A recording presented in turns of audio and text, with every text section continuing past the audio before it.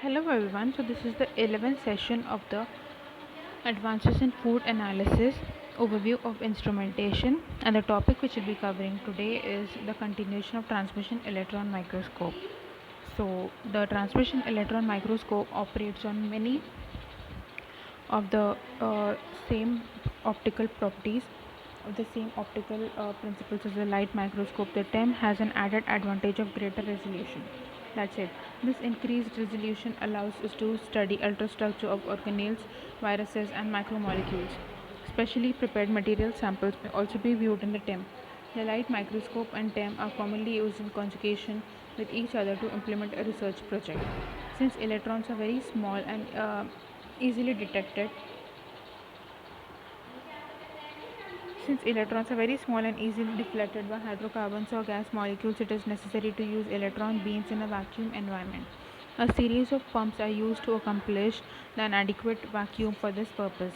Rotary pumps are the first in the series. They are also called as roughing pumps, as they are used to initially lower the pressure within the column through which the electrons must travel to 10 to 3 mm of mercury range. Diffusion pumps may achieve higher vacuum, must be backed by the rotary pump. The diffusion pump also maintains pressure.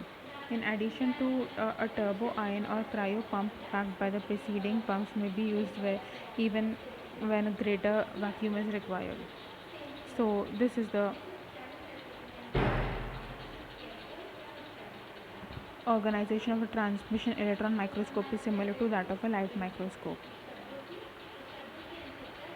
The illumination source is a thermionic emission. The illumination source is thermionic emission. The transmission electron microscope works much like a light bulb. A filament is a source of electrons. It is usually a hairpin shaped tungsten wire. An accelerating voltage, fixed amount of negative, um, is applied to the surrounding cathode cap. A small emission current is then applied to the filament to achieve release of electrons. The point at which the gun achieves a good thermal emission as well as an acceptable filament life is called a saturation point. The glass lens, of course, would impede electrons. Therefore, electron microscope lenses are electromagnetic converging lenses. A tightly wound wrapping of copper wire makes up the magnetic field that is essence of the lens. Surrounding these coils is a shroud made up of metal that will not hold a magnetic charge when the lens is shut off. The electron moves through the center holes in the solenoid. The electron path is further constricted by a brass lining inside this space known as the pole piece. The pole piece has a small gap within it at which point the beam is most influenced by the electromagnetic current. This is appropriately referred to as pole piece gap. This is how the pole piece gap looks like. The electron paths are usually represented by straight lines running through a convex lens. More accurately, however, the electron paths form a tight spiral as they are accelerated through the lens. The path and trajectory taken by the electrons are influenced by the lens current as they pass through a small opening in the lens. So this is how the source of electrons is depicted through copper windings. The crossover is the point at which the electrons converge. This defines the local length of lens. The condenser lens in the transmission electron microscope serves much the same function as that of the condenser in the light microscope. They gather the electrons of the first crossover image and focus them on the specimen to illuminate only the area being examined. A condenser aperture is used to reduce spherical aberrations. The objective lens is used primarily to focus and initially magnify the image.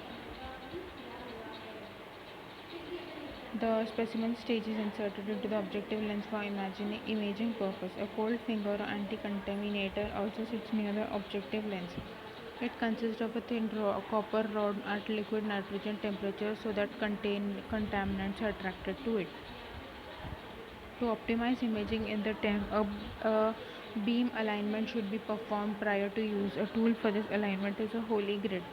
The final image is viewed by projecting on the phosphorescent screen which gives off photons when irradiated by electron beam. The theoretical resolution described by Abbey for the light microscope can be modified and applied to temperature in de Broglie's formula. De Broglie stated that the wavelength of an electron beam is a function of the accelerating voltage used. So the Abbey's equation is D is equal to 0.753 upon AV to the power half sine A, where D is the resolution in nanometer, A is the half aperture angle, and V is the accelerating velocity. What is resolution defined? As resolution is defined as a distance at which two points or objects can be distinguished. Therefore, as r approaches 0, we can say that the resolution is increased. De Broglie's formula is L is equal to h by mv. H is the Planck's constant, m is the velocity of m is the mass of the electron, and v is the electron velocity. So de Broglie's formula states that if the accelerating voltage is increased, electron velocity will increase with the resolution.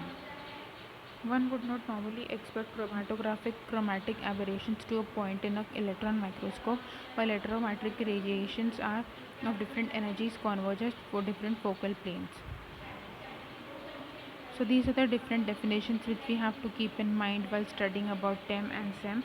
Accelerating voltage is the fixed amount of high voltage applied to the cathode cap. Anode is located between the gun assembly. Anode is at ground with a small aperture of electrons to move on.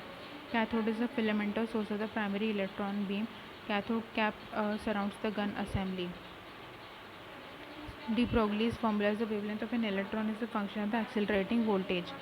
Drift is the apparent movement of a specimen across the beam. Elastic scattering, where little kinetic energy is lost but trajectory of the electron is substantially changed. So objective lens is the main magnifying lens. Phosphorescent screen is a screen at the bottom of the electron where the specimen is viewed.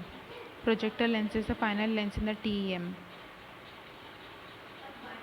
Specimen stage is the platform on which the specimen sits. That's all for this session. Thank you.